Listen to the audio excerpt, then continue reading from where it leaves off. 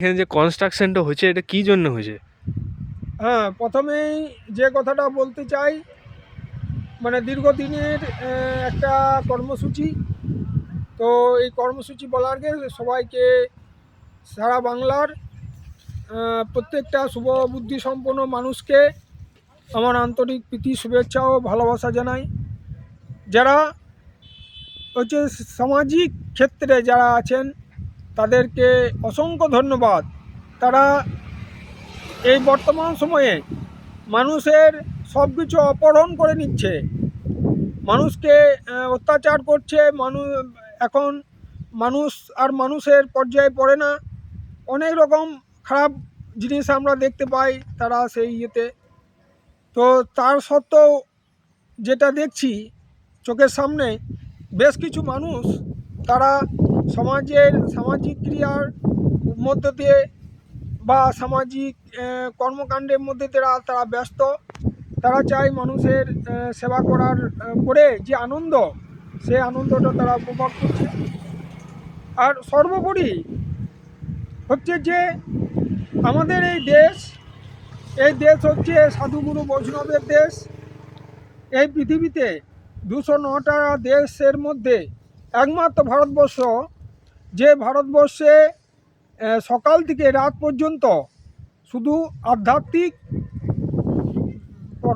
মধ্যে দিয়ে তার শুরু হয় সকাল থেকে রাত পর্যন্ত। এই রকম কর্মসূচি সারা ভারতবর্ষ, সারা পৃথিবীর কোনো দেশে নেই।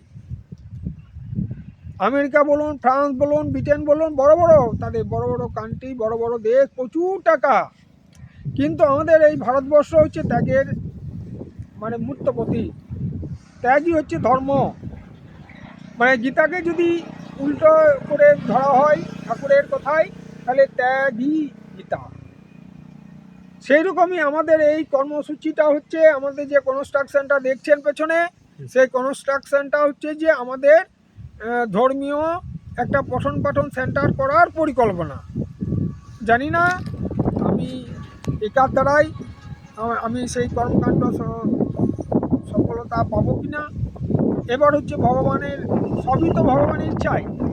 ভগবান ইচ্ছা যদি করেন তাহলে অবশ্যই হবে, নাহলে হয়তো ভাবেই করে থাকে। তো সর্বোপরি যে কথাটা বলতে চাইছি যে আজকে সারা পৃথিবী যত টেকনোলজি থেকে আরম্ভ করে আমরা যা কিছু দেখছে না কেন, সেগুলো কিন্তু সব ভারতবর্ষ থেকে তৈরি। আকাশে যে উড়োজাহাজ যাচ্ছে সেটা ছিল পুরাণে পুষ্পক রথ। যে মেডিসিন দেখছেন সেটা হচ্ছে সুশ্রুত থেকে তৈরি, কৌটিল্য, চাণক্য, এনাদের অবদান। আর টেকনোলজির যদি কথা বলেন তাহলে মানে কুরুক্ষেত্রের যুদ্ধে ধৃতরাষ্ট্রকে দেয়ালের মধ্যে চার কোণের একটা অঙ্কন করে যুদ্ধে কি হচ্ছিল সেইগুলো সব রেখে দিয়েছিল। তাহলে বুঝতেই পারছেন ভারতবর্ষের সব কিছু ভারতবর্ষ থেকে নেওয়া। এটা ভারতভূম। আজকে দেশগুলো তো এই রিসেন্ট কিছুদিন আগে তৈরি হয়েছে। আর মানে সামাজিক, মানে আমাদের দুটো ক্রিয়া, একটা হচ্ছে সামাজিক আর একটা আধ্যাত্মিক। তো দুটোর মেলবন্ধন হচ্ছে যে এই ভারতবর্ষ। মানে সামাজিকতা সঙ্গে সঙ্গে আধ্যাত্মিকতা যে কেউ যদি নিয়ে চলতে পারে তাহলে তার জীবন কিন্তু সফলতার দিকে যায়। এটাই কিন্তু মুনি ঋষিরা বলে গেছেন। বর্তমানে কিছু পুন পাকা বৈষ্ণব তারা বলছে, তারা বিভ্রান্ত সৃষ্টি করছে। কি করছে না, শিব, দুর্গা, কালী এনারা নাকি চাকর। তো তারা জানে না শিবের শ্বশুর দক্ষ রাজা বিষ্ণুর উপাসক ছিলেন। শিবজিকে দেখতে পারতেন না। সেই ইয়েতে মা দুর্গা হোমের আগুনে আহুতি দিয়েছিলেন নিজে করে। তখন শিবজি ক্রোধে ত্রিশূলকে ডেকে বললো, ত্রিশূল তুমি দক্ষের মুন্ডুটা ছেদন করে দাও।